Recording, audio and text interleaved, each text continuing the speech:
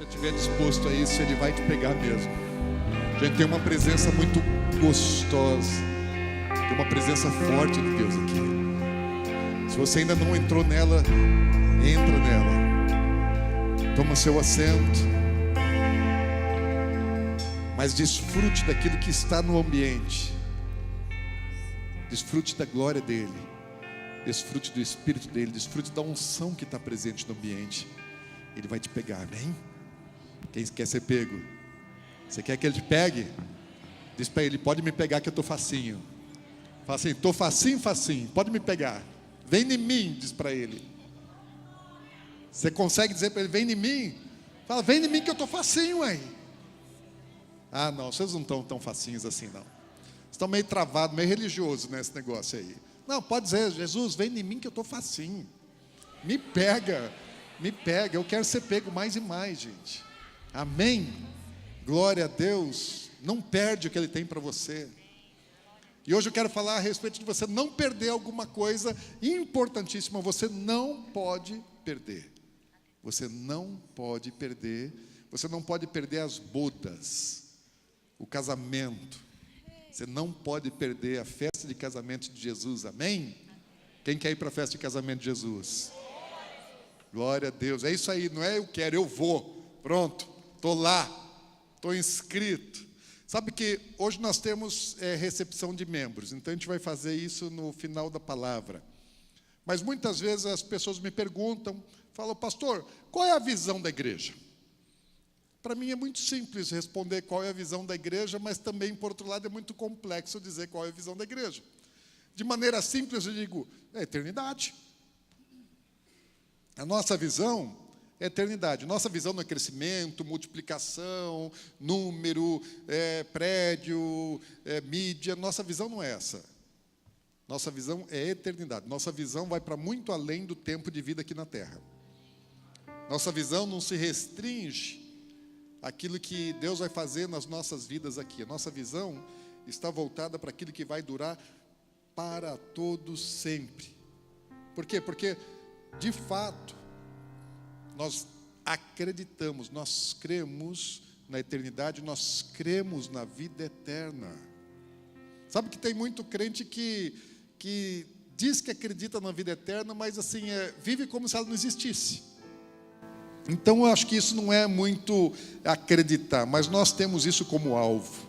Nós temos a eternidade como nosso objetivo, como nossa meta. A eternidade é o nosso alvo.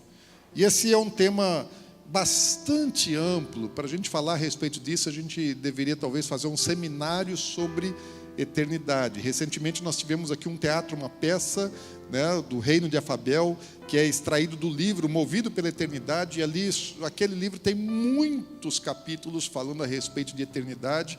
Daria para a gente passar muito tempo, né, aprendendo, estudando a respeito de eternidade. Só naquele livro, o John Bevere, ele gravou, se não me engano, 12 ou 14, né, lições, e ele gravou, está lá no YouTube, então você pode assistir lá, se não me engano, 12 ou 14 mensagens do John Bevere, só falando sobre esse tema que está escrito no livro dele, fora as coisas que ele não escreveu, que ele não citou. Então, para falar de eternidade, a gente tem um campo bastante amplo, mas eu quero ser bastante específico, eu quero focar um pouco num assunto. E quando Jesus ele estava despedindo dos seus discípulos a última noite, que Jesus passa com os seus discípulos, quando ele tem a última ceia, os evangelhos de Mateus, Marcos e Lucas são evangelhos sinóticos, e eles trataram de abordar um acontecimento daquela noite, especialmente a ceia, a revelação da nova aliança. O apóstolo João, ele já quis relatar outras coisas que aconteceram naquela noite, os ensinamentos de Jesus. Os últimos capítulos do livro de João, do Evangelho de João, são relatos daquilo que aconteceu, são palavras que Jesus liberou naquele último encontro antes da sua crucificação. E lá em João capítulo 14, abre aí sua Bíblia, liga a sua Bíblia.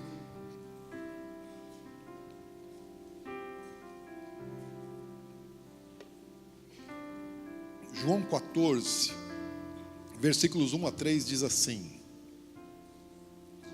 não se turbe o vosso coração. Jesus está dizendo assim, olha, ele ia embora, gente, ele ia morrer. No dia seguinte, Jesus já está morto. E Jesus está dizendo assim, olha, amigos, se preocupem não.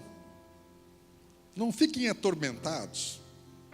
Guarda bem o coração de vocês, creiam em Deus e creiam também em mim.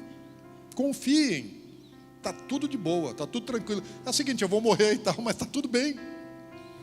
É isso que Jesus está dizendo, sem dizer com todas as palavras. Mas Jesus ele não estava querendo dizer a respeito daquele momento. Jesus estava querendo dizer a respeito de um momento vindouro.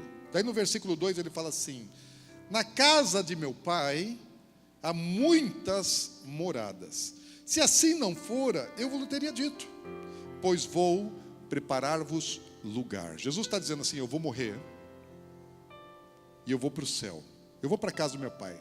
Lá já tem bastante morada, mas eu vou agora lá preparar lugar para vocês. De lá eu vim, passei um tempo com vocês e agora estou retornando para a casa do meu pai para preparar lugar para vocês. Para quê? Versículo 3: e quando eu for e vos preparar lugar, voltarei e vos receberei para mim mesmo, para que onde eu estou, estejais vós também. Sabe o que é que Jesus está dizendo aos discípulos? Essas falas de Jesus, esse tipo de anúncio e de compromisso que Jesus está assumindo, porque ele está assumindo um compromisso, ele está fazendo um voto com os discípulos, falando, olha, gente, fica calmo, está tudo em paz, eu vou morrer, mas eu vou para a casa do meu pai, porque eu tenho uma obra para fazer lá. Eu fiz uma obra aqui, e eu tenho que fazer uma obra lá, e quando essa obra estiver pronta, eu volto para buscar vocês, para que aonde eu estou, estejais vós também. Vou levar vocês comigo, para a casa do meu pai. Isso é um voto que um noivo fazia com uma noiva na cultura bíblica. É exatamente esse tipo de coisa que no momento de noivado, quando um rapaz, um noivo e uma noiva, quando eles fazem o seu voto, quando eles assumem o seu compromisso de casamento através da celebração de um noivado, é isso que o noivo votava, era isso que ele assumia de compromisso com a sua noiva, porque a tradição bíblica é a tradição da cultura judaica. Jesus nasceu em Israel, viveu em Israel, cresceu dentro da cultura judaica e ele ministrou dentro daquela cultura. Então, para que a gente consiga entender a mensagem, é importante também a gente conhecer o contexto. Jesus não era ocidental, Jesus não era brasileiro, nem americano, nem europeu. Jesus era oriental, uma cultura diferente da nossa. Agora, o que é que a Bíblia ensina a respeito de casamento e de noivado, e o que é que a cultura bíblica fala a respeito disso? Na verdade, as duas estão juntas, né? Porque a cultura bíblica, ela é a cultura judaica que está alinhada com aquilo que a palavra de Deus ensina. E o que ela nos ensina? O que ela fala? Primeiro, nós precisamos entender o seguinte: tudo aquilo que existe no mundo natural é sombra das coisas espirituais. Não existe nada no mundo natural que não tenha um paralelo no mundo espiritual. E não somos nós que fazemos sombra para o mundo espiritual, é o mundo espiritual que é o real, e nós somos sombra. No mundo natural é sombra das coisas espirituais. Então, casamento é algo muito espiritual. Casamento é uma instituição que foi criada por Deus, e é a melhor de todas as instituições, mais importante até do que a nossa congregação aqui, é a sua família, é a sua casa, é o seu lar. Deus instituiu primeiramente a família. E Deus instituiu o relacionamento de um homem e de uma mulher num casamento.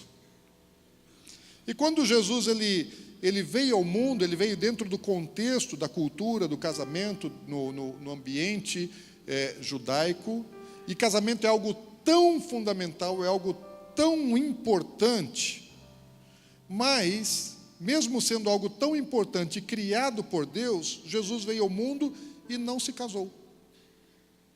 Ainda. Ainda não se casou. Porque casamento é uma das coisas mais preciosas que Deus fez. E Deus não excluiu o seu filho da bênção do casamento. Então Jesus, ele não se casou quando ele veio. Mas o que a Bíblia diz, então, sobre noivado e casamento? Nós temos uma compreensão social do casamento. Você e eu sabemos muito bem, você já foi em muitas festas, cerimônias de casamento, conhece a respeito disso, dos divórcios, do desfazimento de casamento, você conhece bastante a respeito dessas coisas, do ponto de vista social. Mas espiritual, ele tem um significado ainda muito mais rico do que dentro do contexto social. Deus instituiu o casamento, presta atenção, que isso é importante. Foi Deus quem criou o casamento, não é invenção humana, foi Deus quem criou. E Deus, ele criou o casamento com um propósito. Qual o propósito do casamento? Gerar filhos? Não, isso é consequência. O propósito inicial não é a geração de filhos, não é povoar a terra, ainda que Deus tenha mandado que o homem povoasse a terra, que eles se relacionassem, se multiplicassem através do casamento. Esse é o meio pelo qual Deus queria a multiplicação do ser humano na terra. Mas o propósito real do casamento é estabelecer um nível de relacionamento entre duas pessoas, baseado no amor mútuo, de um para com o outro, e num propósito, numa aliança, num compromisso entre os dois de permanecerem juntos para sempre. De viverem juntos, viverem um relacionamento de intimidade, de compromisso, de lealdade, de cumplicidade. E por que Deus institui um relacionamento dessa natureza entre os homens? Com um propósito muito claro, de fazer com que o ser humano entendesse o tipo de relacionamento que Ele, o Pai, o Criador, quer ter conosco. O que Deus quer de relacionamento com o ser humano? Algo mais raso, um relacionamento inferior ao relacionamento de casamento?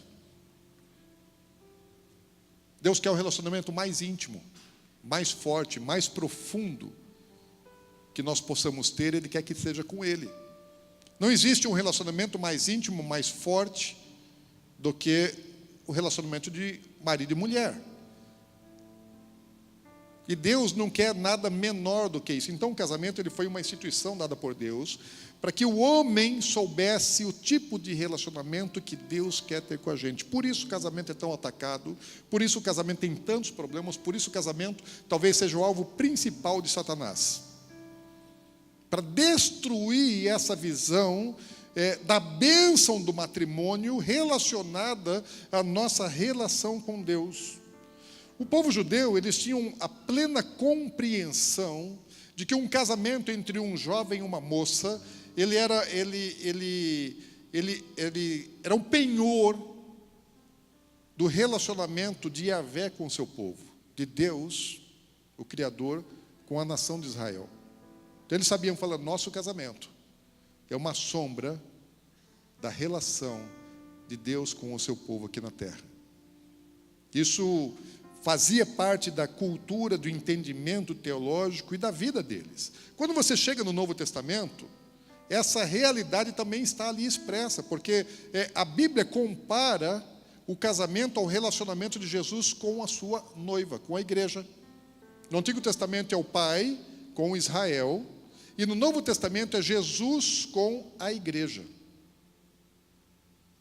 No mesmo tipo de relação.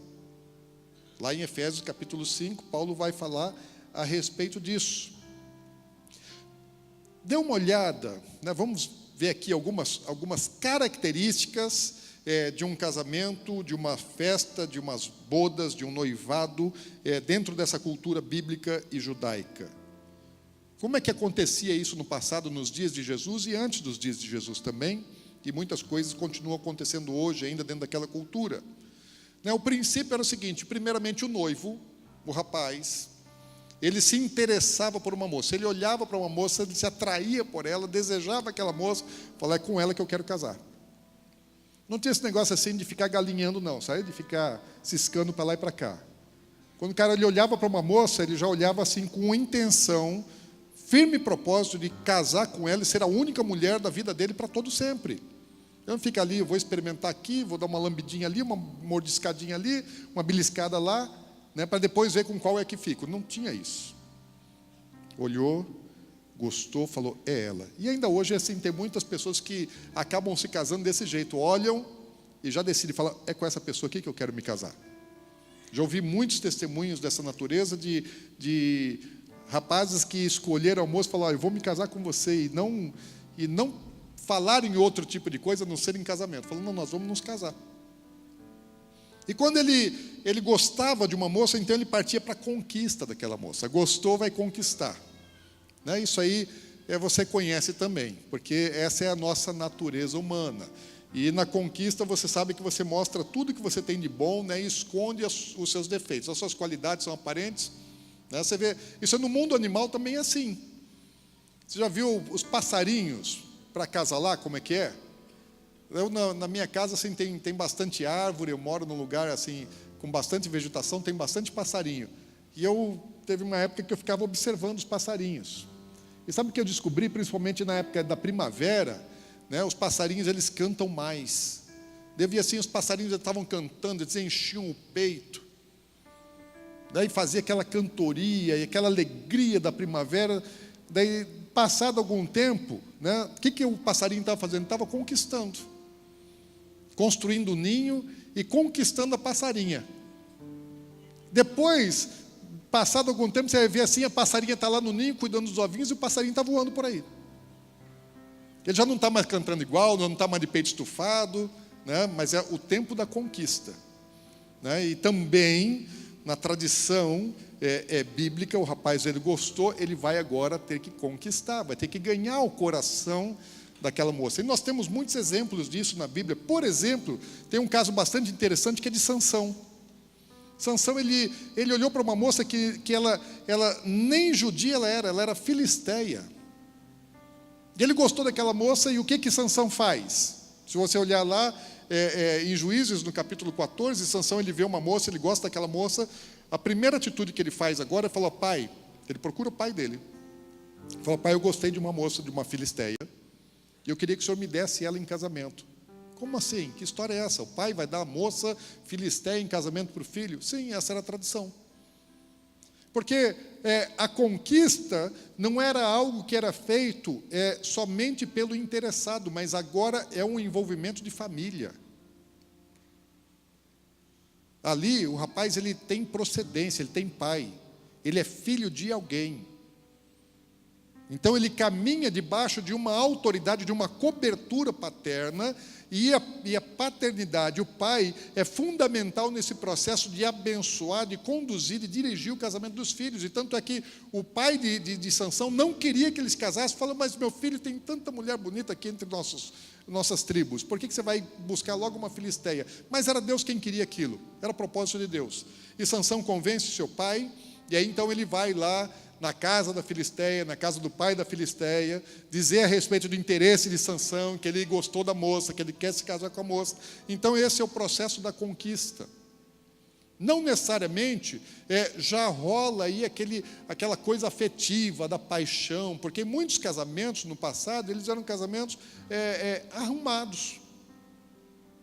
Não dependia muito do desejo sentimental do coração, mas da conveniência, ou que aquele negócio podia dar certo, era uma boa moça, um bom rapaz, então aquelas duas famílias decidiam se unir através do casamento dos dois. Então Sansão, ele desce com seu pai, conquista ali aquela moça, e qual é o passo seguinte?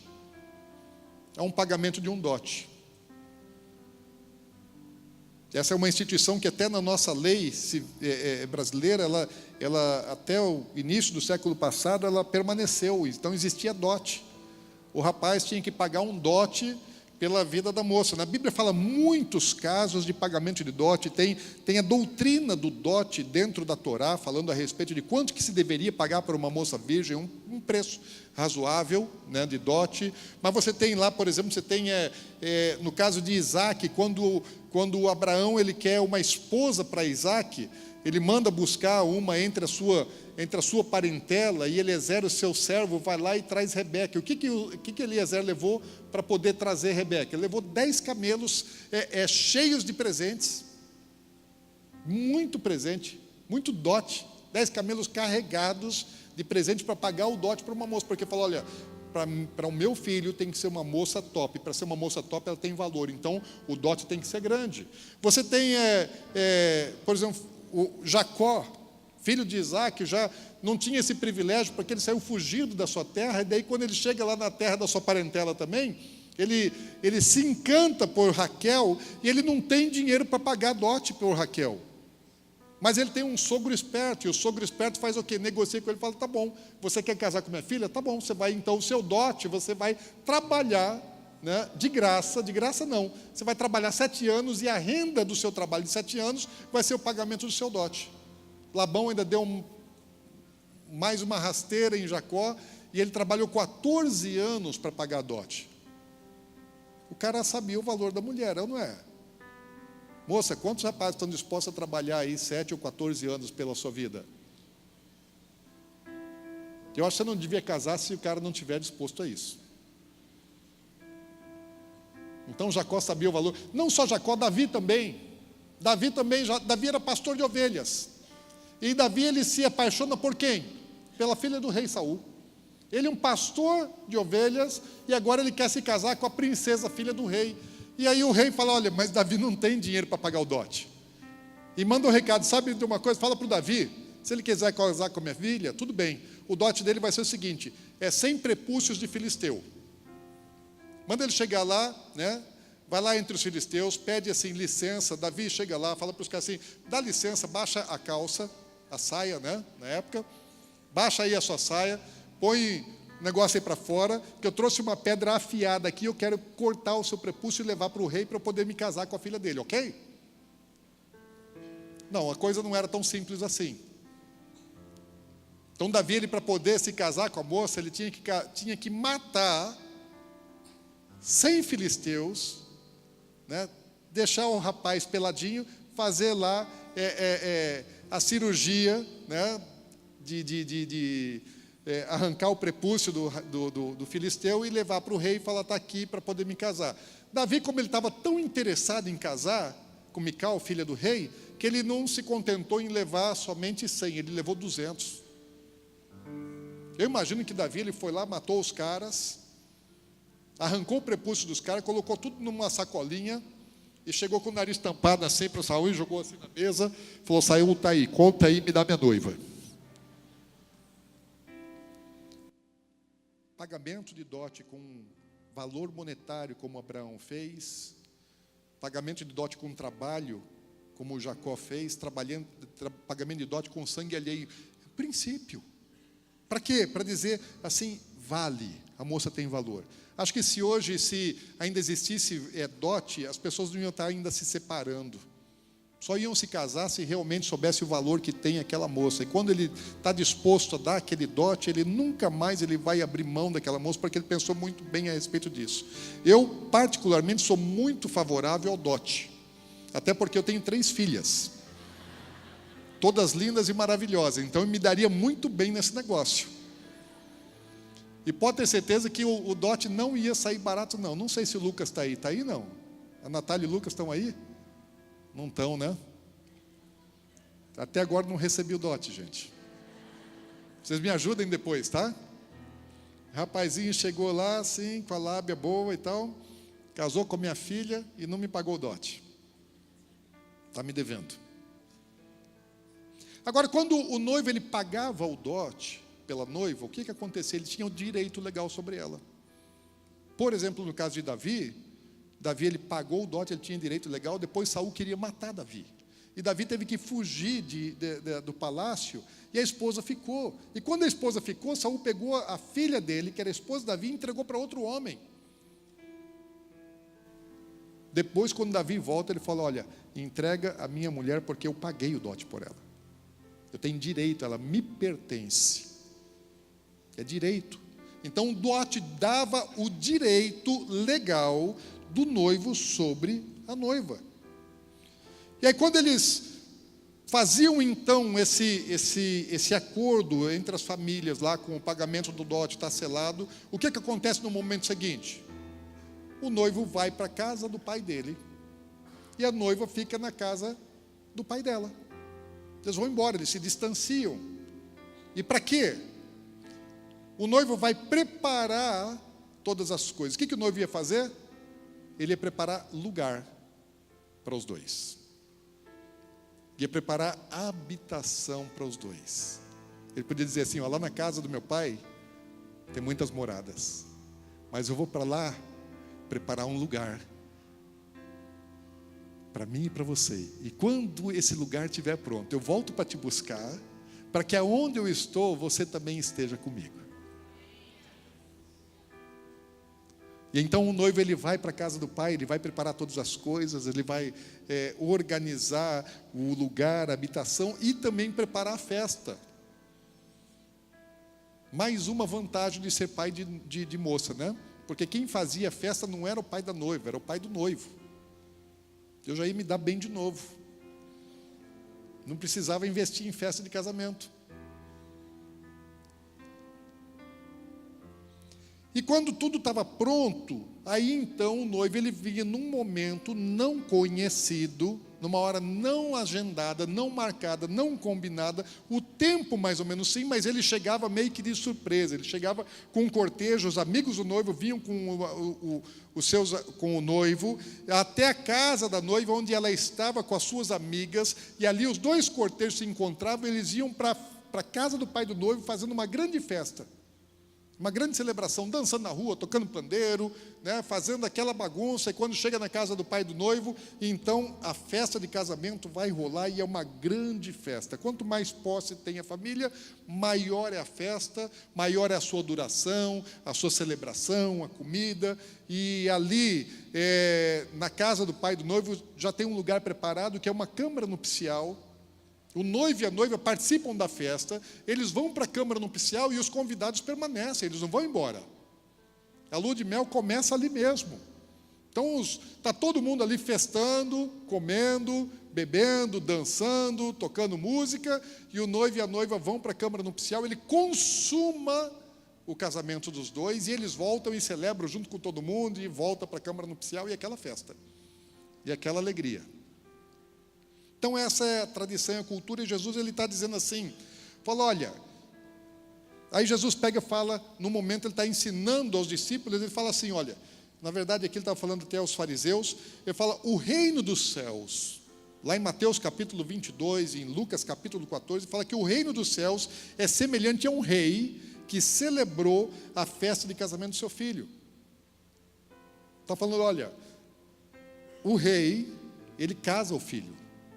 E o reino dos céus é semelhante a uma festa de casamento. Daí ele vai discorrer alguma coisa a respeito dessa festa de casamento, como é que ela acontece, dentro do contexto do evangelho e do reino dos céus. Agora, quando Jesus ele veio ao mundo, ele não se casou. Porém, Jesus ele cumpriu com todas as etapas que um noivo fazia. Tudo que o noivo fazia, Jesus fez. Cada ritual, cada processo. Quer ver uma coisa? A Bíblia fala que Jesus ele olhou para nós e ele nos amou primeiro. Quando nós ainda estávamos no nosso pecado, nós não tínhamos nenhum interesse nele, ele primeiramente nos amou, ele nos desejou. Jesus olhou para mim e para você lá do céu e nos quis. Moídos, acabados, destruídos, sujos no nosso pecado. Ele olha assim e fala, mas eu vejo valor. E aí Jesus ele tem um acordo lá no céu com o Pai, eu não sei como é que foi esse bate-papo entre o Pai e o Filho, mas eu sei que houve isso, porque todas as coisas que Jesus fez no mundo, ele fala que ele aprendeu do Pai, que ele ouviu do Pai, que ele praticou na terra. Então houve sim esse tempo que eles trataram de como que seriam todas as coisas que Jesus faria aqui, inclusive do ponto de vista da conquista da sua noiva. Ele falou, eu vou ao mundo. E Deus com certeza alertou Jesus e falou, olha, vai sair caro esse negócio. O dote dessa noiva aí não é barato, vai sair muito caro. Jesus falou, ok, pai, eu vou pagar. O preço do dote, sabe qual é, filho? Vai ser a sua própria vida.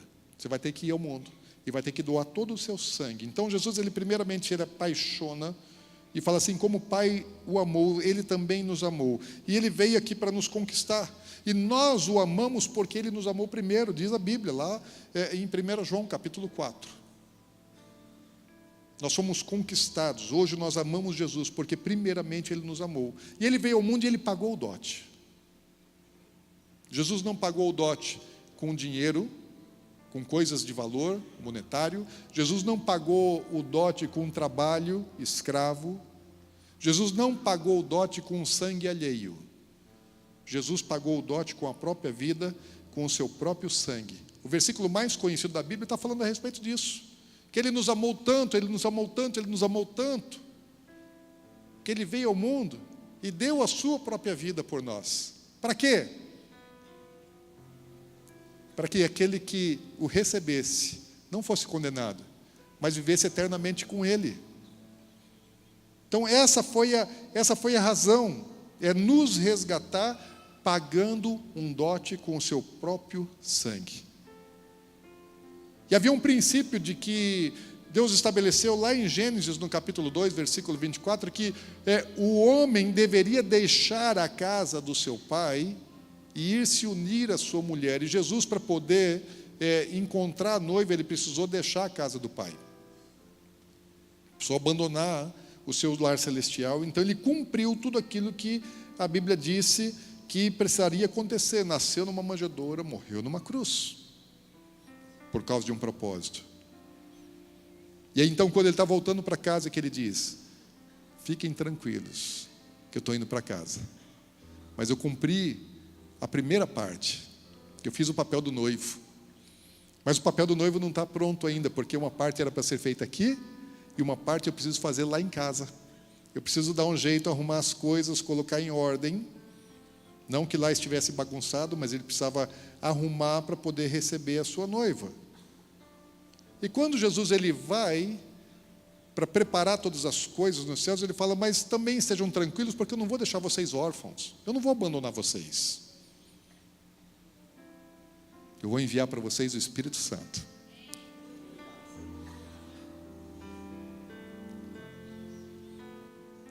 Que é o penhor. Que é o penhor da eternidade. Eu vou enviar para vocês o Espírito Santo. Até então o homem não sabia o que era isso. Até então o homem não tinha experimentado o derramamento do Espírito. E Jesus ele sobe e ele envia o Espírito. 10 dias depois que ele ascende aos céus, o Espírito Santo desce sobre a igreja, conforme a sua promessa. E sabe qual que é o papel do Espírito Santo nesse negócio aí de casamento de Jesus? Vocês lembram da história de Esther com Assuero? Esther era uma plebeia. Ela era uma judia que veio nascida no cativeiro, e agora ela está lá e o rei ele teve que rejeitar Vasti. Não vamos entrar agora nessa história. Um dia eu gostaria de até administrar sobre Vasti e Esther. É uma história lindíssima. Mas aí o rei Assuero ele rejeita Vasti e agora ele precisa se casar. Foi aconselhado pelos seus príncipes e tal: você precisa de uma esposa. E aí então eles resolvem fazer uma seleção das mulheres em todo o reinado, em todo o principado, para poder escolher uma esposa que fosse digna. E lá no meio daquela multidão de moças que vieram para serem experimentadas, classificadas para eventualmente se casarem, serem apresentadas a Assuero para ver qual ele escolheria, lá vem Esther. Uma moça sem nenhum valor, órfã, cuidada pelo tio. E o que acontece com a vida de Esther? Durante um ano ela não se apresenta a Assuero. Durante um ano ela é treinada, ela é preparada, ela é entregue para os eunucos. O eunuco é aquele que não deseja e que não toma posse da mulher. Porque o eunuco estava trabalhando, cuidando das mulheres para o seu rei. Então ele não tem relação, não tem intimidade naquele nível com as moças. E o Espírito Santo é isso, ele é o nosso eunuco. É aquele que está nos preparando, que está nos ensinando, para que nós sejamos aptos para nos casarmos com Jesus. Por quê? Esther não tinha condição de casar com o rei, ela não sabia se portar, gente. Ela não sabia se quer sentar direito, sentar numa mesa, no meio daquele monte de talher, ela não sabia por onde que começava. Para que um monte de garfo, um monte de faca, um monte de colher? Para que tudo isso?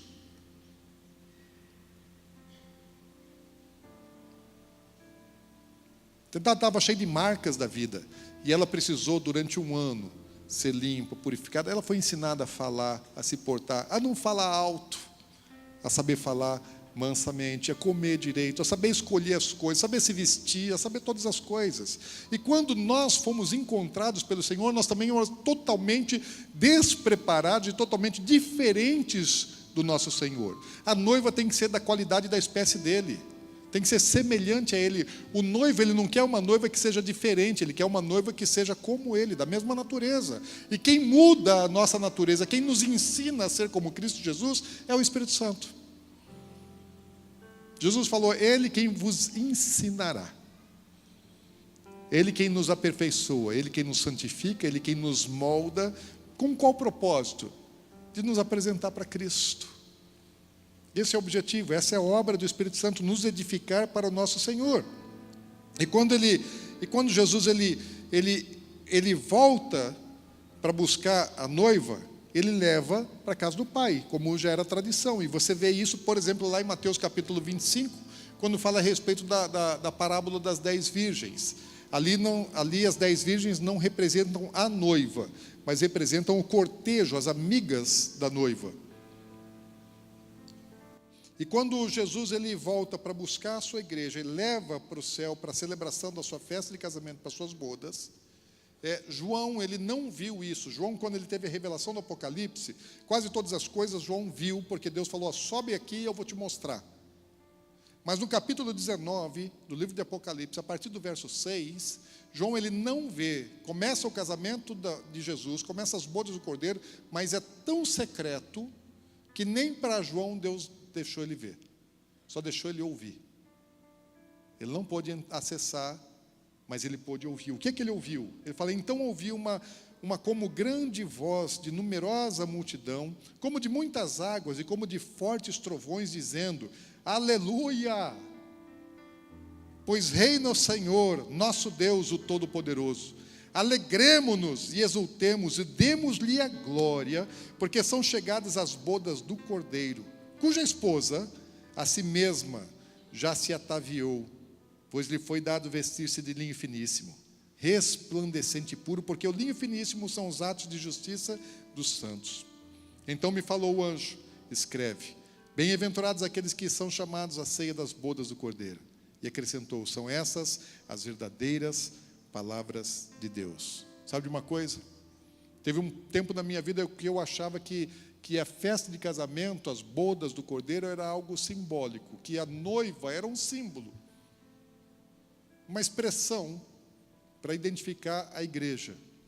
Assim como cordeiros, ovelhas, que até hoje eu ainda penso nisso de maneira simbólica. Eu achava que noiva também era apenas um símbolo. Mas eu entendi, depois de uma experiência que eu tive, muito forte, com o Senhor na sua anticâmara nupcial, e eu fui estudar a Bíblia, passei um bom tempo estudando a cultura, as tradições judaicas, o sistema de casamento, de noivado, de organização social do período bíblico, e o que a Bíblia dizia a respeito de casamento, o que a Bíblia dizia a respeito de noivado. E eu descobri muitas coisas que eu não sabia. Por exemplo, só então me veio a razão, porque antes eu também não tinha nem noção se sim ou se não me preocupava com isso. Mas me veio então o entendimento, a razão, na minha fé, de que o casamento de Jesus é algo real. Vai acontecer. Vai acontecer. Jesus vai se casar, vai ter um casamento no céu, gente. Glória a Deus e aleluia. Vai ter um casamento no céu. Vai ter um casamento no céu.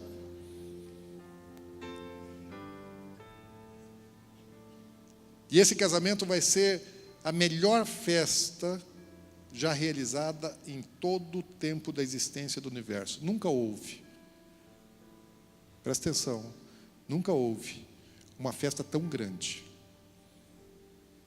Em todo o universo, em toda a existência da humanidade, nunca houve uma festa tão grande como a festa que vai acontecer no casamento de Jesus. Você tem ideia do que possa ser isso? Eu não. Se você tem ideia, depois você me ajuda a entender, porque quando eu começo a pensar nisso, eu nunca fui de jogar game, né? Game, videogame, essas coisas, eu não entrei nesse negócio, não. Nem Atari, que era da minha época, eu não entrei nesse negócio aí. O Roberto entrou. Mas eu sou do tempo do fliperama, gente. Quem aqui? Tem mais gente aqui do tempo do fliperama? Fala a verdade, tem ou não tem? Ah, tem mais gente do fliperama aí. E no fliperama, gente, eu matava aula para jogar fliperama. E sabe aquele negócio do tilt? Que ele pegava e apagava? Dava o tilt na máquina. Então, a minha cabeça, ela funciona meio igual fliperama. Né? Quando chega num determinado nível assim, ela dá tilt, eu não consigo ir adiante, ela apaga, daí tem que começar tudo de novo. E quando eu começo a pensar nessas coisas tão grandiosas, a minha mente humana dá tilt, eu não consigo ir adiante. Chega num tempo assim, ele para ali, ele barra ali, não vai mais, porque é muito grande. Nem João pôde ver. Mas eu sei que vai ser uma festa maravilhosa, esse dia já está marcado e eu acredito que tudo está preparado. Jesus fala a respeito disso também, quando está dizendo aos seus discípulos, nessa mesma noite que ele está despedindo os discípulos, ele fala, olha, eu não vou mais beber do fruto da videira até aquele dia em que beberei um vinho novo convosco no reino de meu Pai. Ele está falando a respeito do seu casamento. E essa data é a data mais aguardada em todo o céu. O Senhor está esperando por isso. Sabe por que na nossa vida social aqui, a data de casamento é um negócio tão importante? Eu experimentei isso. Eu tive uma noiva em casa, né, durante 2 anos praticamente. Minha filha, antes de casar, foi quase 2 anos de noivado. Gente, a minha filha, quando ela começou o namoro dela com o Lucas, ela já estava lá no 2º ano de medicina, 3º, não sei. E ela só falava de doença, de hospital, de sangue. Então a gente sentava para comer e era só aquela conversa. Só falava de coisa de medicina. Daí, de repente, aparece em casa o Líndio. Né? O Líndio, porque ela diz que é lindo, mas ele meio parece índio. Então ficou Líndio. Mas gente boa que só. Muito gente boa mesmo. Deus é bom, né? Deus é bom com a minha filha. Deu um rapaz top.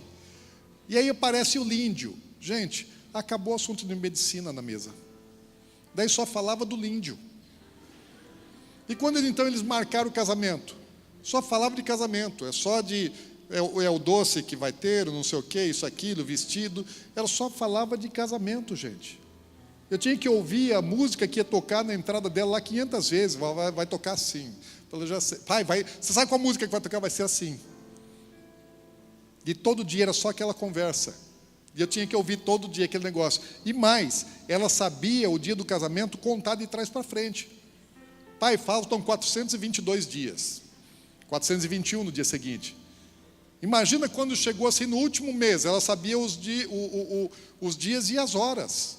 Para não dizer os minutos. Por quê? Porque estava marcado. Marcou o dia. Aquele é o dia. Ela focou toda a vida dela durante aqueles 2 anos para aquele dia. Ela convergiu todas as suas coisas para aquele dia, para o seu casamento. E eu então ouvi, né, um coração de noiva. Um noivado vivido dentro desse entendimento, desse princípio. Muito joia. E lá no céu também, que existe um casamento sendo preparado. Existe uma festa, existe uma boda. Existem vestes nupciais sendo preparadas. O noivo está pronto, gente. Eu acho que o banquete também já está pronto. Já deve estar quentinho. Vai ter bacalhau, glória a Deus e aleluia. Não, porque é lógico, né, gente? Você acha que não vai ter bacalhau?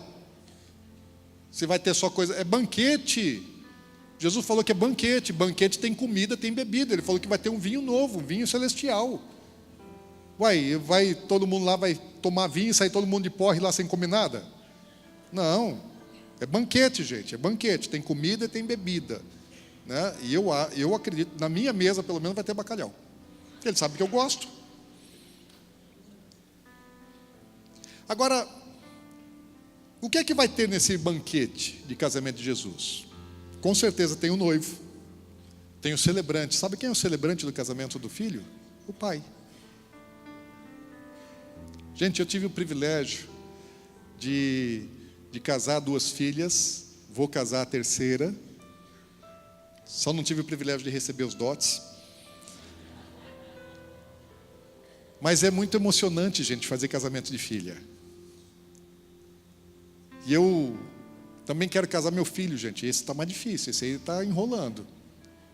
Moças solteiras aí, me ajudem aí, comecem a orar, quem sabe, né? Quem sabe está aqui a noiva dele, né? Quero casar meu filho também.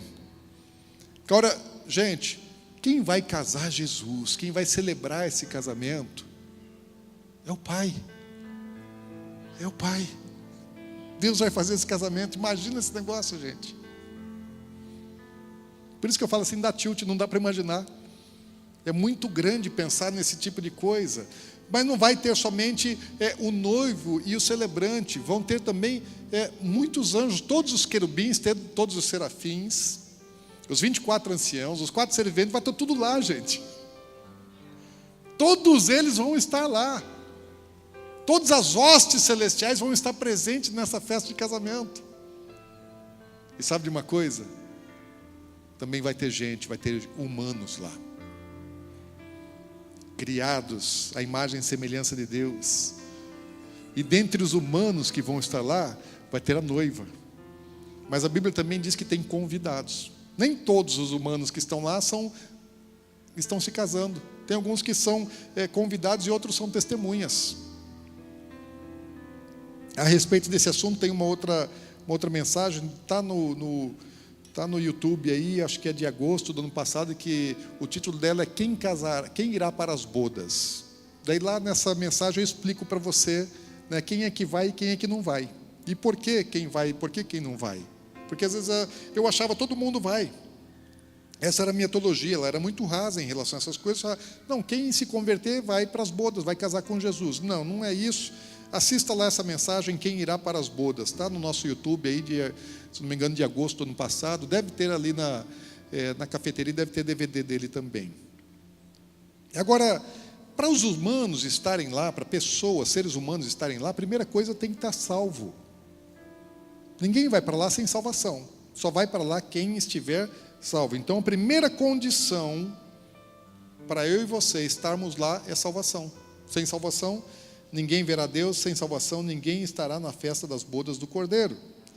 Mas é necessário algo mais do que a salvação, é isso que vai estar lá naquela ministração, que não vai dar para a gente discorrer agora.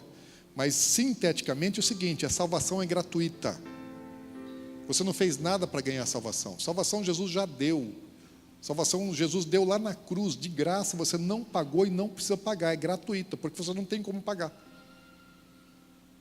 Salvação é gratuita, amém? Então você já recebeu isso de graça. Você toma posse ou não, se você quiser ou não. Mas ela está à sua disposição, é para você e é de graça. Mas existe um outro negócio que na Bíblia chama de galardão, recompensa. E galardão não é de graça. Galardão é por merecimento. Então salvação é algo que você recebe de graça, que você não faz nada para poder alcançar, e galardão é algo que você precisa conquistar, você precisa merecer. É pagamento, é recompensa por alguma coisa que você faz.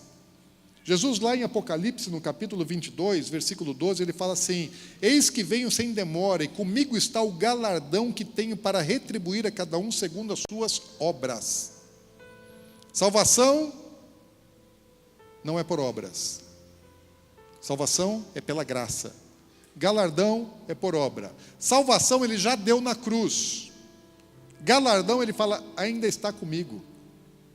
Eu tenho o galardão na minha mão e eu ainda vou dar. A salvação já dei, mas o galardão ainda vou dar segundo as obras. Esse negócio vai ser provado.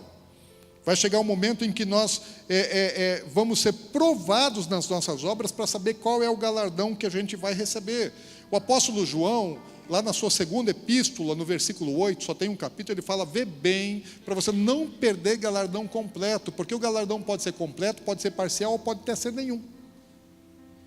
Você pode ser salvo sem nenhum galardão. Paulo fala a respeito disso, lá em 1 Coríntios, no capítulo 3, quando ele fala assim, cada um vê bem como é que está edificando, com qual obra, com qual material você está edificando. Jesus é o fundamento, mas você está construindo alguma coisa em cima desse fundamento. Se você construir com madeira, palha e feno, as suas obras vão ser colocadas no fogo, elas vão ser provadas pelo fogo e vão queimar. Mas se você fizer com ouro, prata, pedra preciosa, elas vão ser provadas pelo fogo e vão permanecer. E o que é que vai recompensar você? É aquilo que permanecer e não aquilo que se queimar. De maneira ilustrativa, mais ou menos, eu imagino o seguinte: como no céu existem as coisas reais e na terra existem a sombra das coisas celestiais, fogo é algo que se coloca no altar, amém? Deus estabeleceu um altar, e o altar é lugar de colocar fogo. As ofertas, a obra do povo era levada no altar e esse altar ele consumia aquelas ofertas, queimava aquelas ofertas. Eu imagino que lá no céu também, no altar de Deus lá no céu, um altar que tem fogo, é onde nós vamos nos apresentar e nós vamos apresentar todas as nossas obras, tudo aquilo que nós fizemos, o Senhor vai falar, coloca no altar. Então você vai depositar todas as suas obras, tudo que você fez. Quando você serviu um copo de água a alguém, isso é uma obra. Quando você deu a vez para alguém no trânsito, isso é uma obra. Quando você ajudou um necessitado, isso é uma obra. Quando você pregou a palavra para alguém, isso é uma obra. Quando você acolheu alguém que estava sofrendo, que você abraçou, deu uma boa palavra, isso é uma obra. Quando você vai lá no shopping assistir um filme, isso é uma obra. Quando você vai no restaurante comer, isso é uma obra. Quando você, porque quer comais, quer bebais, ou quer façais qualquer outra coisa, façais para a glória de Deus. Então você vai na loja, numa concessionária de automóveis e compra um carro, é uma obra que você está praticando. E Deus é que vai dizer se a sua obra foi válida para a eternidade ou não. Existem coisas que nós fazemos e que vão ser consumidas nessa vida. É natural. Nem tudo que você faz aqui vai durar eternamente. Tem coisa que é para fazer e viver aqui, para ser consumido aqui. Ou então nós nem teríamos a vida aqui. Mas existem coisas que nós fazemos aqui que são para durar para a eternidade. Jesus disse o seguinte: não trabalhe pela comida que perece, mas por aquela que permanece para toda a eternidade. Então, quando as suas obras forem provadas no fogo, aquilo que permanecer depois de sofrerem, né, o calor da chama do altar celestial, o Senhor Jesus ele vai olhar para dentro do altar e falar: bom, conforme aquilo que sobrou, é que eu vou te dar o galardão. Eu falo: o galardão está aqui, deixa eu ver suas obras, primeiro queima. E eu acho que esse negócio vai pegar fogo forte, gente. Acho que é bem mais quente do que o sol. Bem mais quente do que o sol. E as suas obras vão para lá. Então assim, tudo que você fez vai estar sendo provado ali. E existem pessoas que Paulo está dizendo assim que não vai sobrar nada, que eles vão ser salvos como que pelo fogo, chamuscados pelas chamas, né? Não vão ser condenados, mas também vão entrar no céu sem nada, sem nenhuma recompensa, sem nenhum galardão, só com a salvação de graça, porque não fizeram por onde receber nenhuma recompensa, só receberam aquilo que era de graça. E além do que receberam de graça, não produziram mais nada. Salvos sim, porém sem nenhuma recompensa, e esses vão chorar, porque vão ver o que eles perderam, o que eles tinham oportunidade, porque quando você estiver lá no céu, você vai saber o que estava programado, planejado por Deus para você. Então aquilo que você fez jus por receber, você vai receber. Aquilo que você não fez jus em receber, você vai lamentar, porque você poderia ter recebido, e Deus não coloca nenhum prêmio que você não possa alcançar. Alguns são mais elevados, são mais caros. Então a Bíblia fala a respeito de muito tipo de galardão, muito tipo de recompensa. Mas existe galardão maior e galardão menor. Agora, qual é o maior galardão no céu? Uma mansão, um palácio de ouro? Não. Porque as coisas mais preciosas para Deus não são as coisas materiais. Sabe o que é o galardão mais alto que a gente pode alcançar? Não é algo, nem uma posição, nem riquezas eternas. O seu maior galardão, a sua maior recompensa é uma pessoa. A sua maior recompensa é Jesus Cristo. Quem quer Jesus? Tem muita gente que só quer as coisas dele. A noiva não está interessada nas coisas do noivo. A noiva apaixonada, ela não está olhando para as coisas do noivo. A noiva apaixonada está olhando para o noivo, ela quer o noivo. Existem casamentos que são feitos com base em interesse, é verdade. Mas não o casamento de Jesus, ele não vai entrar nisso, não tem golpe do baú com Jesus. Ele não cai em golpe do baú. Jesus, ele só vai se casar com quem realmente queira ele sobre todas as coisas e não esteja interessado nas coisas dele, mas esteja interessado nele. Por causa de quem ele é, porque ele veio, porque ele nos amou primeiro e ele quer ser amado na mesma medida. E ele falou que nós devemos nos santificar para ele. Gente, isso é precioso, isso é maravilhoso demais. Então, o maior galardão que alguém pode alcançar, na minha concepção, eu posso até estar falando uma besteira, uma heresia em relação a isso. Tomara que não, para que isso não me gere nenhum tipo de dano no dia do meu julgamento, porque é uma obra inútil. Eu te convencer de uma coisa que não é verdadeira não tem valor nenhum. Eu só vou ter recompensa se eu te convencer daquilo que é verdadeiro. Se eu te convencer de algo enganoso, é ruim, é penoso para mim, não vou ganhar nada, vou perder. Então, assim, eu acredito com temor que a maior de todas as recompensas que a gente pode receber na eternidade é se casar com Jesus. Assiste aquela outra mensagem, você vai entender por quê. Você sabe que quem se casa, por exemplo, a moça se casou, minha filha, vou usar o exemplo dela de novo, né? Aproveitar a ausência dela e dele, depois eu vou puxar a orelha, que eles não estavam no culto. Tomara que estejam assistindo lá pela internet, então presta atenção. A minha filha, quando ela se casa, gente, ela assumiu o sobrenome do marido. Ela cresceu, gente, eu cuidei dessa criança desde pequenininha, quando foi gerada, ainda estava dentro do ventre da mãe, a gente não está cuidando, protegendo, abençoando, investindo. Nós alimentamos, nós protegemos, nós demos presente, nós pagamos escola, nós pagamos cursinho, nós pagamos faculdade. E daí na hora que ela se forma, ela já não é mais Amorim, agora ela é Grisoste. Doutora Natália Grisoste. Falei, mas gente, fui eu que fiz tudo.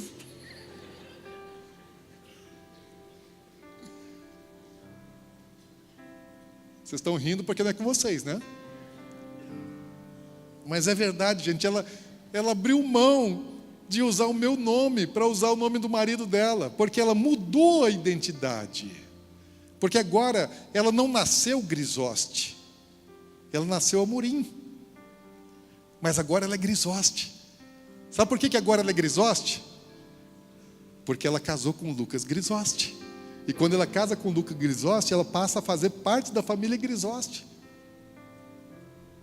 Agora pensa só. Qual é a família de Jesus?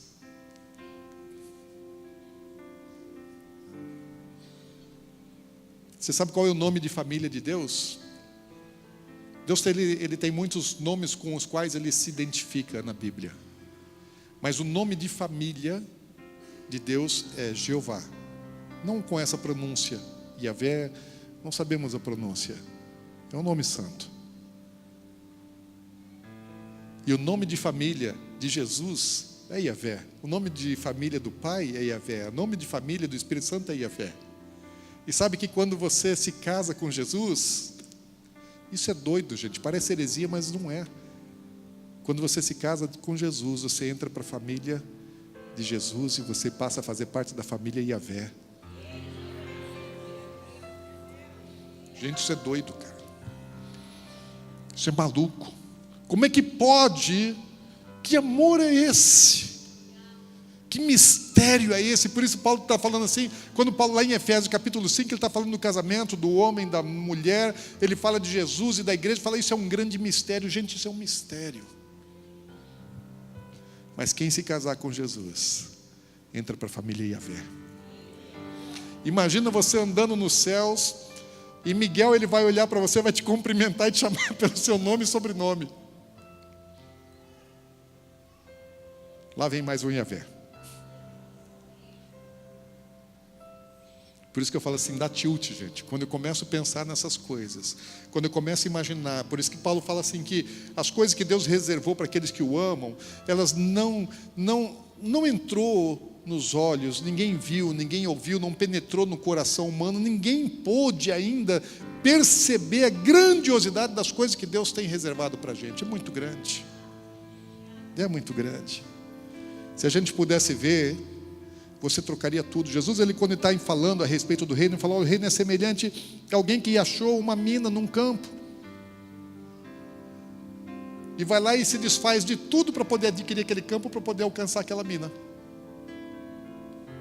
Eu descobri uma pérola de grande valor, então vai lá e vende tudo, se desfaz de absolutamente todas as coisas que tem para poder adquirir aquela pérola.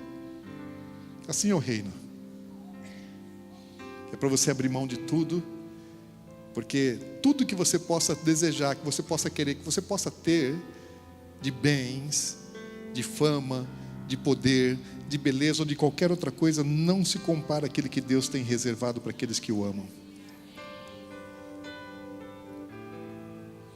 Sabe que lá na parábola das bodas, Jesus ele fala a respeito do seu casamento. Ele fala assim que a sala do banquete ela ficou repleta de convidados, porque muitas pessoas foram convidadas e não eram dignas de ir para a festa, mas foram convidadas.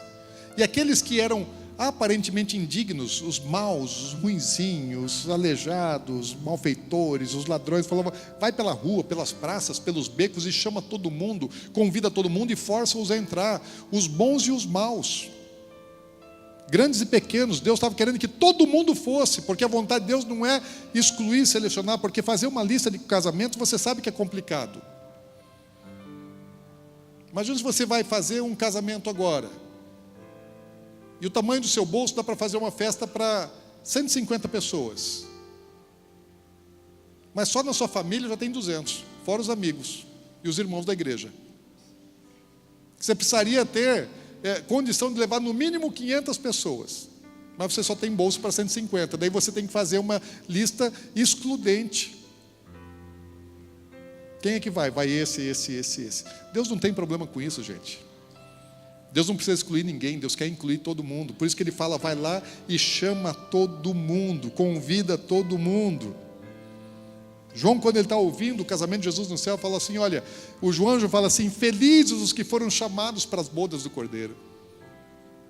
São bem-aventurados. Então, para eles estarem lá, eles foram salvos. Mas tem muita gente que não vai estar lá, que vai ser salva e não vai casar porque vai estar como convidados. Aqueles que foram convidados na parábola das bodas do filho do rei, a sala ficou repleta de convidados que não se casam. Das 10 virgens, 5, todas estão esperando pelo noivo, todas são virgens, todas sabem que o noivo vem, todas têm lâmpada, todas têm azeite. O que diferencia é que umas não tinham reserva de azeite. Elas não estavam em pecado, mas elas não entraram. Estavam despreparadas para entrar nas bodas.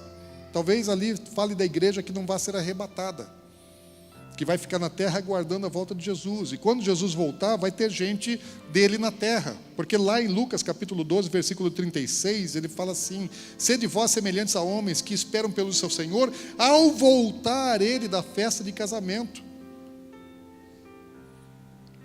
Ou seja, vai ter crente esperando Jesus depois da festa de casamento.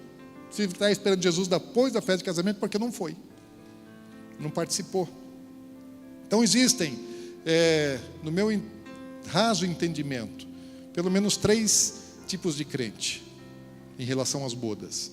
Existem aqueles que se casam com Jesus, existem os salvos que se casam, existem os salvos que vão para a festa de casamento, mas não se casam, vão estar ali como testemunhas, como convidados. E existem aqueles que vão ser salvos, mas não vão nem poder participar da festa de casamento. Dos 3 grupos, em qual você quer estar? Gente, sabe, eu tenho uma obstinação por isso. Depois que eu tive uma experiência tão forte com o Senhor a respeito desse assunto, esse negócio me tomou tanto por dentro, que eu entendi a suficiência de Jesus. Eu entendi que eu não preciso de nada. Quando tive minha experiência com ele, não vou contar agora para não delongar mais. Mas eu entendi assim que eu não precisava de dinheiro, que eu não precisava de patrimônio, que eu não precisava de trabalho, que eu não precisava de igreja. Isso antes de ser pastor aconteceu, alguns meses antes de eu ser pastor, 6 meses antes de começar o ministério. Que eu não precisava de igreja, que eu não precisava dos dons que eu estava pedindo, os dons espirituais que eu estava pedindo para que o Senhor me acrescentasse, e que eu sequer precisava da minha esposa, dos meus filhos. Falei: Senhor, eu troco tudo, eu abro mão de tudo só para poder me casar contigo, porque Jesus, ele tem que ser suficiente. Sabe o que a minha filha fez? Ela tinha uma vida muito legal em casa, muito boa, bem cuidada. Minha esposa é ótima mãe. E ela largou o conforto do meu lar, tudo feito, tudo arrumado, roupa lavada, passada, comida na mesa, né, o quartinho arrumado, com um funcionário, tudo limpo, com as contas dela pagas, não precisava se preocupar com nada. Ela abriu mão disso tudo para poder se casar com o Líndio. Vocês riem porque não é com vocês.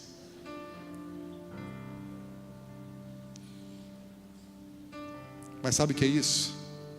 Deus estava me ministrando, me mostrando. É assim, Dinho. É assim que tem que ser a noiva. A noiva, ela tem que estar assim, abrir mão de tudo. Não importa o que você tem. Tem que estar disposto a abrir mão de tudo para alcançar alguém, para alcançar uma pessoa, para alcançar Jesus, para se casar com Ele, para entrar para a família Yahvé. Eu não sei o que você tem de desejo, de vontade na sua vida, mas você está na lista de convidados do Senhor. Sabe que muitos foram convidados lá na parábola das bodas, em Lucas capítulo 14, fala assim, versículo 17, fala: a hora da ceia, enviou o seu servo para avisar aos convidados: vinde, porque tudo já está preparado.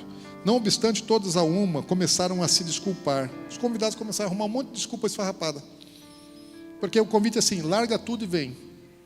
Ele falou: não. Um diz assim: olha, eu comprei uma fazenda nova, comprei uma propriedade, e eu preciso lá ver, e eu te peço, olha, me perdoa, mas eu infelizmente não vou poder ir, porque eu tenho agora esse compromisso. Acabei de adquirir, fazia tempo que eu queria adquirir aquela propriedade, aquela terra, e agora eu adquiri, eu preciso ir lá cuidar desse negócio, então me perdoa, não vai dar para eu ir. O outro disse: olha, eu comprei 5 juntas de boi. Lógico, a economia aqui era rural, né? Então os exemplos são de uma economia rural. Ele fala assim, mais ou menos, eu comprei 5 tratores, 5 colheitadeiras, e estão entregando agora lá. Então, puxa, me perdoa, não vai dar, eu preciso lá cuidar das minhas coisas, das minhas colheitadeiras, eu estou ansioso para lá experimentar esses trem. Tudo moderno, com GPS e tal. O outro disse assim, falou: olha, perdoa aí, não vai dar para ir, mas eu acabei de casar, estou indo para a lua de mel. Então, esperei esse tempo todo aí para provar o que é bom, e agora chegou a hora, eu não vou abrir mão não. Sabe uma coisa? Deus fala que esses não eram dignos das bodas do Senhor, e fala: de maneira nenhuma esses vão provar das minhas bodas. Porque o que nos impede de participar das bodas não é o pecado. O pecado, na verdade, ele nos impede de ser salvos. O que nos impede de participar das bodas do Senhor é não dar valor para ela e não buscar isso como uma prioridade para a sua vida. Ou você é noiva ou você não casa. E a noiva, ela tem um coração voltado para o noivo. Ela só quer uma coisa, só deseja aquilo, ela se prepara somente para aquilo.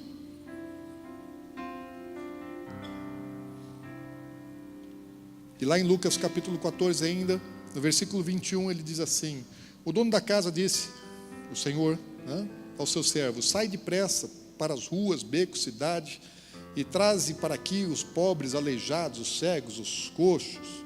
Sai pelos caminhos e atalhos e obriga todos a entrar, para que fique cheia a minha casa. Sabe uma coisa? A lista de convidados de Deus é todo mundo. Então uma coisa eu tenho certeza: o seu nome está na lista dessa festa de casamento. Vai acontecer um casamento lá no céu, e na festa de casamento existe uma lista de convidados. Toda festa de casamento tem uma lista de convidados, e o teu nome está nessa lista. Porque a Bíblia diz que Deus saiu e mandou convidar todo mundo. E esse todo mundo inclui você, o seu vizinho, seus amigos, seus conhecidos, seus colegas de trabalho, as pessoas que você gosta e as pessoas que você não gosta. Está todo mundo convidado, os bons e os maus, os bonitos e os feios, os grandes e os pequenos, todo mundo está convidado. Só que para você ir, a primeira coisa que você tem que fazer é aceitar o convite. Porque tiveram ali aqueles casos que assim, eles estavam tão interessados nas suas próprias coisas, nos seus negócios, nos seus prazeres, nos seus projetos, que ele fala assim, eu não tenho tempo agora não dá, perdoa aí, mas eu não vou poder ir. Não estavam pecando, gente, só que eles tinham outras prioridades, e aí o Senhor fala que eles não eram dignos, e de maneira nenhuma eles vão provar das bodas. Então você precisa aceitar o convite, e você precisa se preparar, você precisa desejar isso e se preparar para isso. Você precisa ter um desespero por isso. Isso tem que ser seu objetivo, porque o que a noiva quer? Casar. A noiva precisa comer, trabalhar, estudar, fazer todas essas coisas, sim, dormir, tudo. Faz parte da sua rotina, do seu dia a dia. Mas o objetivo, o propósito da noiva é casar. O foco dela é casar. Tem alguma noiva aqui? Tem alguma noiva? Não, noiva, não ainda. Não aí, ainda não. Noiva que vai casar com um rapaz. Aí, glória a Deus. Tem mais alguma noiva aqui? Ah, tem lá atrás também. Gente, noivado é bom, não é? Noiva só pensa em casamento, gente. E nós, como noivas do Cordeiro, o que a gente tem que pensar? Você acha que sua faculdade, seu trabalho, seus negócios, suas posses, seus bens, seu concurso, o seu casamento aqui na terra são mais importantes do que isso? Se para você são, então você já está com um sério problema. Então você precisa se parar e focar. E a última coisa que você precisa fazer é vigiar. Está pronto o tempo todo. Sabe por quê? Porque quando o Senhor volta para buscar a sua noiva, Ele não avisa com antecedência. Só manda assim, vigia. Espera, porque não sabeis o dia e a hora. Essa é a instrução que Jesus deixa lá no sermão profético. Fala, se prepara. O importante não é você saber quando o noivo vem. O importante é você estar preparado para o noivo, independentemente da hora que ele chegar.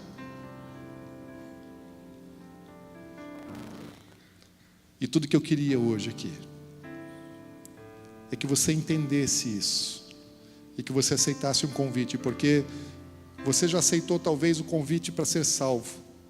Quando o Senhor ele veio sobre a sua vida, Ele te convidou à salvação, falou, sai desse mundo aí e vem para cá, vem para mim, deixa eu te lavar, deixa eu te purificar, deixa eu te santificar. E você entregou a sua vida para Jesus. Ou pode ser que você nunca tenha tido ainda essa experiência, e você precisa tê-la. Mas o que Jesus ele fala depois não é assim, vem para cá, sai do mundo. O que ele está falando assim, agora eu quero algo mais pessoal. Eu quero me casar com você. Você quer se casar comigo? Primeiro ele perguntou assim, você quer ser salvo? E você disse sim. Agora ele está dizendo, você quer casar comigo? Se você disser sim, isso é uma entrega num outro nível. Você precisa se tornar noiva. Você precisa ter um coração de noiva. Você precisa ter uma mente de noiva. Você precisa ter uma vida de noiva. E hoje eu estou aqui para dizer assim, olha, eu estou como um porta-voz. Lembra de Eliezer? O servo de Abraão, que foi buscar uma noiva para Isaac. Ele foi como porta-voz, para fazer um convite. E ele falou, olha, moça, o meu Senhor está lá. E ele quer se casar. E eu vim aqui como porta-voz dele, te convidar para se casar com ele. Você aceita? E a resposta dela foi sim. Foi abençoada pela família dela. E ela deixou tudo para trás, montou nos camelos e foi embora se encontrar com o seu noivo. Hoje eu estou aqui como Eliezer, para dizer assim, o Senhor tem um convite para você. Mas você quer se casar com Ele? Alguns sim, Tem algum sim? Eu lembro que o Lucas, para casar com a Natália, ele teve que pedir a mão dela em casamento. Primeiro ele pediu autorização para mim. Para namorar ele pediu autorização para mim. Para conhecer ele pediu autorização. Depois para namorar ele pediu autorização. Depois para pedir a mão dela em casamento ele veio me pedir autorização. Mas ele fez o pedido. Ela já esperava se casar com ele, mas ele não tinha feito o pedido.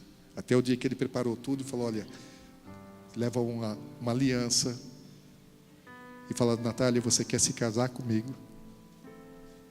Gente, esse é um momento importante, esse é um momento precioso, que a noiva está aguardando ser pedida em casamento. E quando ela diz sim, o noivo ele coloca nela uma aliança, por enquanto na mão direita, depois na mão esquerda, mas por enquanto na mão direita, porque fala a respeito de um compromisso que eles estão entrando os dois juntos. E hoje o Senhor quer colocar uma aliança na sua mão direita. Quantos querem? Fica em pé no seu lugar.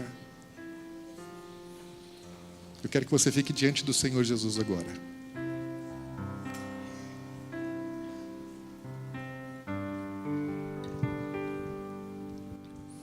Esse é o propósito desse ministério. Porque eu estou falando sobre isso hoje. A última vez que eu preguei a respeito disso já tem 2 anos. Eu fui olhar lá nos meus registros, foi em 2017, a última vez que eu falei sobre isso. E hoje nós estamos recebendo aqui novos membros. E eu quero deixar claro qual é a nossa identidade, eu quero deixar claro qual é o nosso propósito, eu quero deixar claro qual é a nossa visão. Pode ser que você não vá ser rico. Pode ser que Deus não vai te dar nada material. Mas o que nós almejamos, o que nós buscamos são coisas espirituais para toda a eternidade. Então eu queria que você agora fechasse os seus olhos. Você pode fechar os seus olhos. E você pode se imaginar agora sendo pedido em casamento por Jesus. Ei, Ele está aqui hoje. Eu sinto a presença dEle aqui. Eu sinto a presença dEle aqui para firmar aliança com alguns. Você pode se apresentar diante de Jesus e dizer: Senhor, eu quero. Você pode ouvir o Senhor te convidando, te pedindo em casamento. Ele já te deu a salvação de graça. Agora Ele está falando assim: eu quero me casar com você. Você aceita? Ele quer ouvir o seu sim. E quer a sua atitude. Que você passe a viver não apenas como crente, mas que você passe a viver como noiva, focado naquele dia, o dia mais importante de toda a história para todos nós. Eu quero que você tenha um tempo. Eu quero que o Espírito Santo trabalhe com você. Eu não quero que você cante agora. A equipe pode cantar, mas você não. Eu quero que você deixe o Espírito Santo trabalhar em você. Eles vão cantar suavemente, mas deixa o Espírito Santo trabalhar em você. O Senhor está perguntando para você, está te chamando pelo nome. Você quer se casar comigo? Diz para Ele sim. E dê para Ele a sua mão direita. Fisicamente, dê a sua mão direita para Ele. Deixa Ele colocar um sinal, deixa Ele colocar uma aliança. Deixa Ele colocar uma aliança no seu dedo. Deixa Ele colocar. Eu carrego uma aliança na minha mão esquerda, que é a aliança do meu casamento com a minha esposa. Tem o nome dela gravado. Na minha mão direita, eu não precisaria ter uma aliança física, mas eu tenho uma aliança na minha mão direita, mão de noivado. E essa aliança está escrito Yeshua, que é o nome do meu noivo. Você não precisa carregar uma aliança física, mas você precisa ter uma aliança espiritual com Ele. Então dê sua mão direita para Ele e deixa Ele colocar essa aliança. Deixa Ele colocar essa aliança em você. Receba isso agora. Receba isso. Receba isso. Receba. Receba. Uma unção de noiva. Deixa isso tocar dentro de você, no seu mais íntimo, no seu mais íntimo. Se você sente uma coisa assim em cima do seu estômago, na parte alta do seu ventre, deixa isso contaminar você, deixa isso incendiar, deixa isso apertar, deixa isso te espremer, mas receba em nome de Jesus, porque Ele quer dar hoje uma unção de noiva para a sua igreja. quer colocar um sinal espiritual na sua mão de um noivado, e quer colocar uma unção dentro de você. Então receba em nome de Jesus.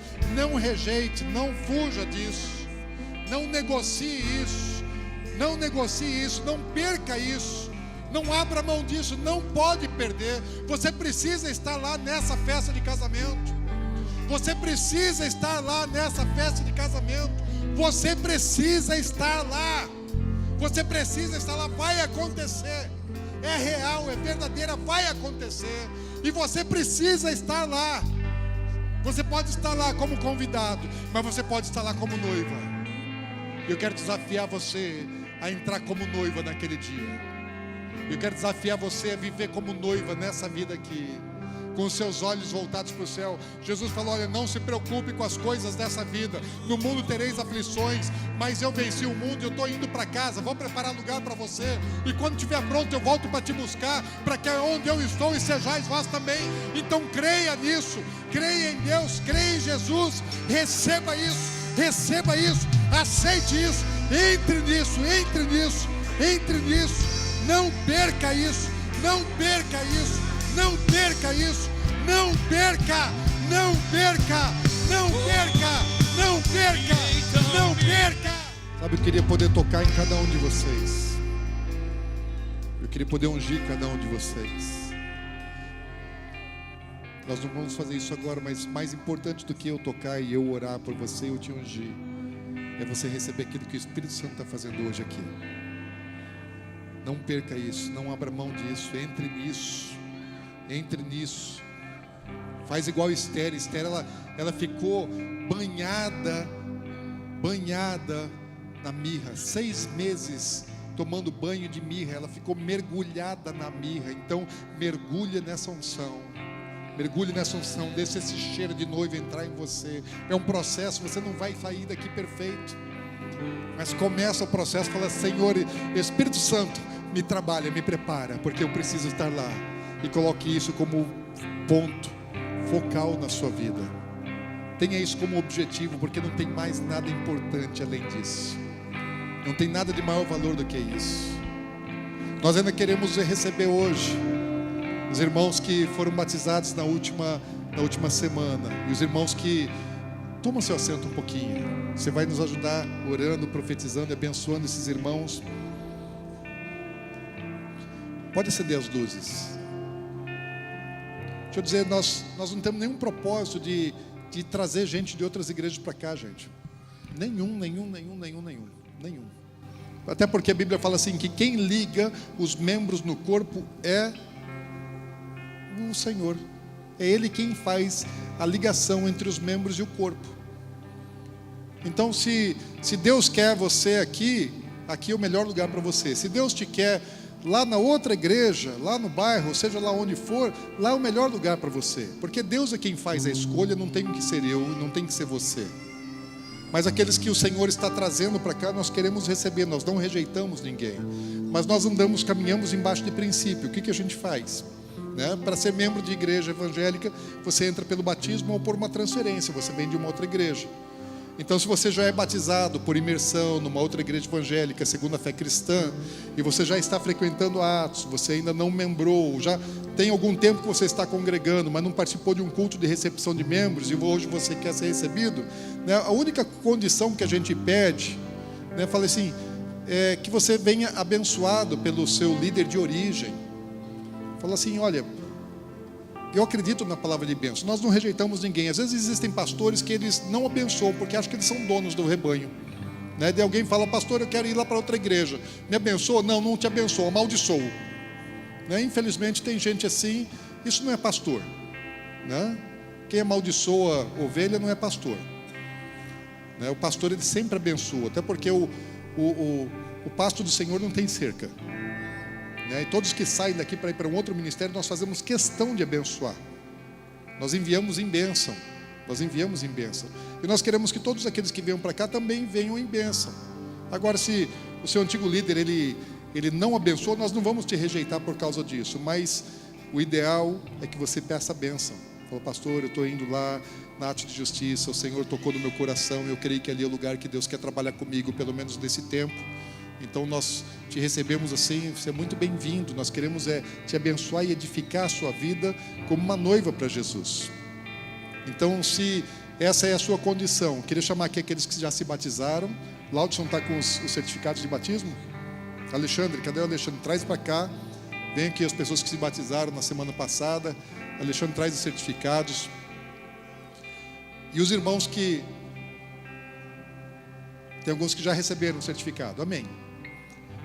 E se você já está congregando conosco, né, já faz parte dessa família, já está frequentando Atos de Justiça, já se sente na casa, já sabe que foi Deus quem te trouxe para cá, né, e você conversou, procurou conversar com a sua antiga liderança, né, está na bênção, eu queria que você viesse também para cá. Nós queremos te receber, nós queremos orar por você.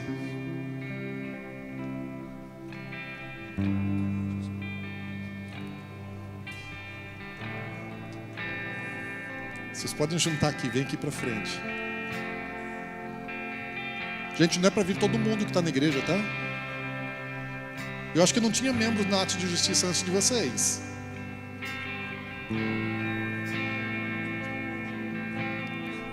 Como é que você quer fazer, Carlão? Fazer uma espalhada assim, né, de comprido. Sabe por quê? Que os pastores aqui, líderes de ministério, já estão aqui à frente. Eles vão passar sobre vocês uma bandeira. E o que nós estamos declarando ao passar essa bandeira, fala assim, é um manto. Deus colocou um manto, né, sobre esse ministério. Então, os líderes de ministério vão ficar ali atrás de vocês. Podia empurrar essas primeira fileira aqui. Só deixa eu passagem aqui para alguém que está passando pela frente, por trás de vocês. E nós queremos receber vocês assim com muita seriedade. Com muita seriedade. Sabendo que vocês foram escolhidos pelo Senhor. E a nossa responsabilidade com vocês é abençoá-los. Quando a gente recebe alguém, Deus uma vez falou comigo, me perguntou o seguinte: lá atrás, né, vários anos atrás, e a Atos ela começou a crescer e começaram a vir algumas pessoas de outros ministérios também se transferindo para Atos de Justiça. E Deus me fez uma pergunta. Falou: você fica feliz quando você recebe algum membro na igreja que já veio de outro ministério? Gente, Deus ele sabe a verdade do coração. Perguntou se eu me alegrava em receber membros de outras igrejas quando vinha alguém que já era convertido, que não tinha sido ganho aqui, que eu não semeei, que eu não plantei, que eu não reguei e que estava colhendo. E quando o Senhor me fez aquela pergunta, e eu sei a voz de Deus, e assim eu dei aquela engasgada.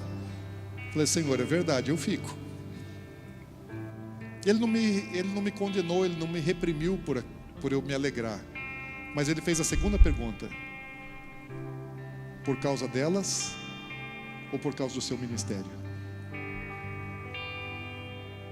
O que Deus estava me ensinando é que cada um de vocês que estão aqui, que é a nossa responsabilidade ser bênção sobre a vida de vocês, que nós recebemos vocês alegremente por causa do propósito que Deus tem para vocês, não porque a Atos de Justiça cresce numericamente, porque a Atos de Justiça fica maior com vocês, não porque vocês são bênção para a Atos de Justiça, mas porque nós queremos abençoar vocês de todo o nosso coração.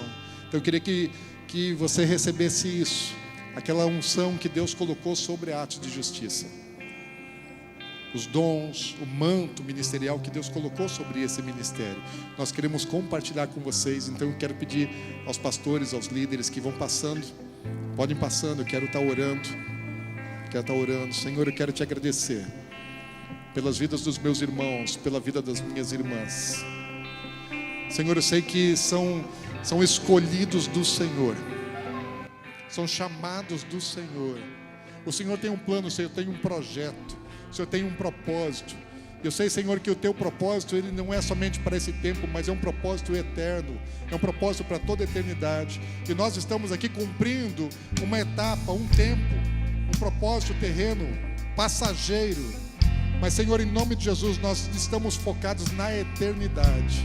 E eu quero apresentar aqui cada irmão, cada irmã, E quero pedir, Espírito Santo, que a unção que o Senhor tem colocado sobre esse ministério, que a unção, que o manto ministerial que o Senhor colocou sobre atos de justiça, seja derramado sobre a vida de cada um deles, que os seus lares, que as suas famílias sejam guardados, abençoados e protegidos. O Senhor nos tem abençoado, o Senhor nos tem dado grandes coisas, boas coisas. Eu peço, Senhor Deus, que cada um deles seja cheio da Tua presença, do Teu Espírito. Senhor, que haja saúde física, que haja saúde emocional, que haja saúde espiritual, que haja plenitude do propósito do Senhor na vida de cada um deles. Senhor, que a Tua vontade se cumpra completamente. Senhor, eu sei que eles têm dons, porque o Senhor capacitou a Tua igreja, os Teus filhos, as Tuas filhas, com dons espirituais para a edificação do corpo da igreja, do corpo de Cristo. E, Senhor, nós queremos fazer com que esses dons possam, Senhor, funcionar, servir cada um deles, Senhor, um membro ativo, funcionando no Teu reino. Então, Espírito Santo, vem e enche em nome de Jesus, enche os meus irmãos, enche as minhas irmãs, e, Senhor, coloca neles uma unção de noiva, uma unção de noiva, uma unção de noiva, uma unção de noiva. Senhor, nós queremos estar naquele dia, o dia que o Senhor já marcou. Nós queremos estar nas bodas do Cordeiro, nós queremos estar na festa de casamento de Jesus. Então, Senhor, coloca a Tua unção.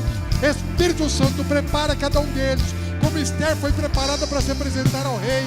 Senhor, prepara cada um deles para aquele dia, para que quando a trombeta soar, para quando o nosso nome for chamado, nós sejamos encontrados prontos, preparados para o dia glorioso das bodas com o Senhor. Senhor, nós os recebemos do corpo da igreja local, e nós os abençoamos, ligamos céus e terra, porque o Senhor nos deu legalidade e autoridade espiritual para ligar os céus e a terra, e nós ligamos céus e terra e os abençoamos com as bênçãos celestiais, com as bênçãos do Senhor, em nome de Jesus, em nome de Jesus, em nome de Jesus. Amém. Glória a Deus e aleluia. Glória a Deus e aleluia. Deixa eu dizer só mais uma coisa para vocês.